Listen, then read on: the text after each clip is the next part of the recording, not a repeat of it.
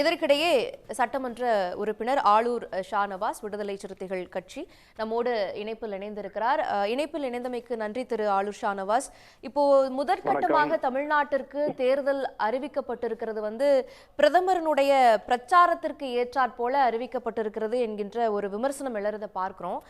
இந்த தேர்தல் தேதி அறிவிப்பை நீங்க அப்படிதான் பாக்குறீங்களா? உங்களுடைய கருத்து என்ன?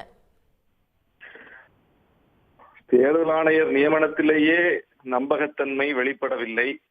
உச்ச நீதிமன்ற நீதிபதியை அடக்கிய ஒரு தேர்தல் ஆணையம் அமைத்திருக்க வேண்டும்.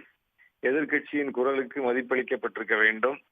எதிர்கட்சி தலைவருக்கும் முறையான தகவல் இல்லாமல், உச்ச நீதிமன்ற நீதிபதியும் அந்த குழுவில் இல்லாமல் ஒரு தேர்தல் ஆணையத்தை அமைத்து அந்த தேர்தல் ஆணையம் இந்த தேர்தலை நடத்தும் என்று இன்றைக்கு களத்தில் இறங்கி இருக்கிறார்கள். இந்த தேர்தல் ஆணையம் எப்படி தேர்தலை நடத்தும் என்பதற்கு நம்முடைய சண்டிகர் தேர்தல் உதாரணமாக இருக்கிறது.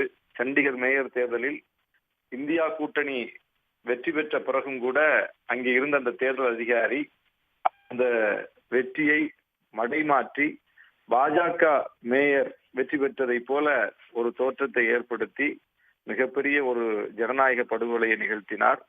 அது அம்பலப்பட்டு உச்ச நீதிமன்றம் தலையிட்டு அதில் இந்தியா கூட்டணி தான் வெற்றி பெற்றது என்று நிரூபணமானது.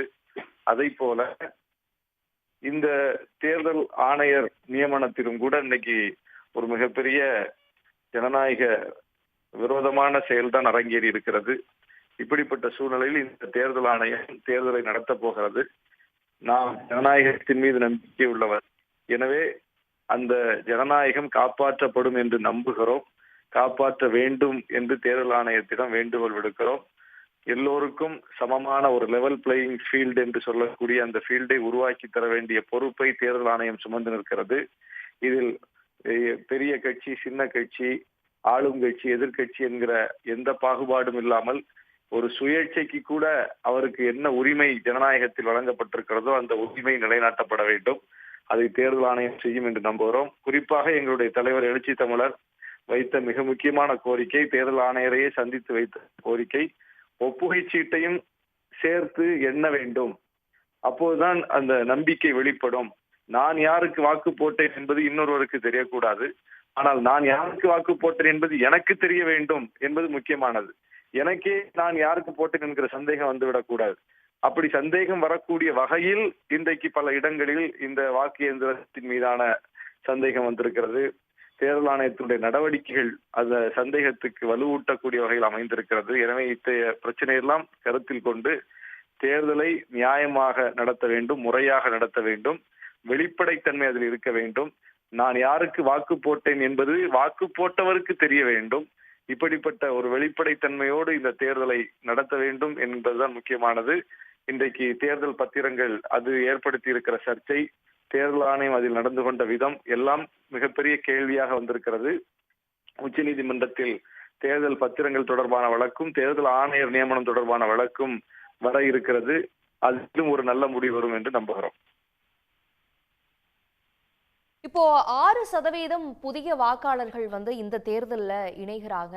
அவங்களுக்கான வாக்குறுதிகளோடு தேர்தல் களத்தை சந்திக்கணும். இந்தியா கூட்டணிக்கு இது சவாலா இருக்கும்னு நினைக்கிறீங்களா, இல்ல இன்னும் எளிதாக இருக்கும்னு நினைக்கிறீங்களா? எங்களுடைய களம் எளிதாக இருக்கிறது. குறிப்பாக தமிழ்நாட்டில் புதுவையிலும் சேர்த்து 40க்கு 40 என்கிற அந்த வெற்றி இலக்கை நாங்கள் கட்டாயம் எட்டுவோம்.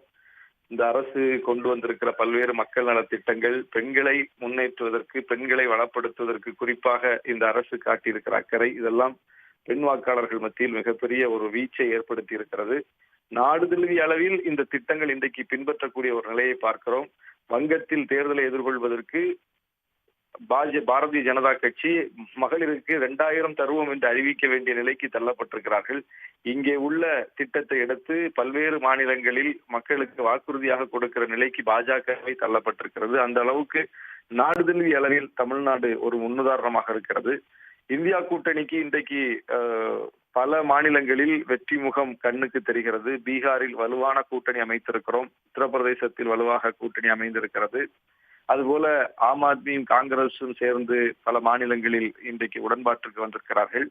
தேர்தல் பத்திரங்களின் மூலம் இன்றைக்கு பிஜேபி அம்பலப்பட்டிருக்கிறது. ஒவ்வொரு தேர்தல் ஆணையர் நியமனத்தின் மூலம் அம்பலப்பட்டிருக்கிறது. ஊழல் மலிந்த ஒரு அரசு தான் மோடி அரசு என்பது இன்றைக்கு எக்ஸ்போஸ் ஆகியிருக்கிறது. எல்லாவற்றுக்கும் மேலாக மக்களை சுரண்டுகிற ஒரு அரசாக மோடி அரசு இருந்திருக்கிறது என்பதை இப்போது தேர்தல் நேரத்தில் அவர்கள் அந்த சிலிண்டருக்கு ரூபாயை குறைப்பதும், பெட்ரோல் விலையை குறைப்பதும், டீசல் விலையை குறைப்பதுமாக தேர்தலுக்கு முந்தைய அவருடைய நடவடிக்கைகளே அவர்கள் இவ்வளவு நாளும் இந்த விலையேற்றத்தை செய்து மக்களை சுரண்டி இருக்கிறார்கள் என்பதை அவர்களே ஒப்புக்கொள்வது போல் ஆகிவிட்டது. இதையெல்லாம் கணக்கு போட்டு மக்கள் வாக்களிக்க தயாராக இருக்கிறார்கள். இந்தியா முழுவதும் இந்த முறை ஒரு பெரிய தலைகீழ் மாற்றம் நிகழும் என்கிற நம்பிக்கை எங்களுக்கு இருக்கிறது. எங்களுடைய கூட்டணியும் வலுவாக இருக்கிறது. இந்தியா முழுவதும் வலுவாக இருக்கிறது, தமிழ்நாட்டிலும் வலுவாக இருக்கிறது. மிகப்பெரிய வெற்றி நாங்கள் பெறுவோம். 400 சீட்டு பெறுவோம் என்று பாஜக சொல்வது உண்மையல்ல. 400 சீட்டை இந்தியா கூட்டணி பெறும். இணைந்து உங்களுடைய பார்வைகளை பகிர்ந்து கொண்டமைக்கு நன்றி திரு ஷானவாஸ். உடனுக்குடன் செய்திகளை தெரிந்து கொள்ள சன் நியூஸ் பெல் ஐகானை கிளிக் பண்ணுங்க.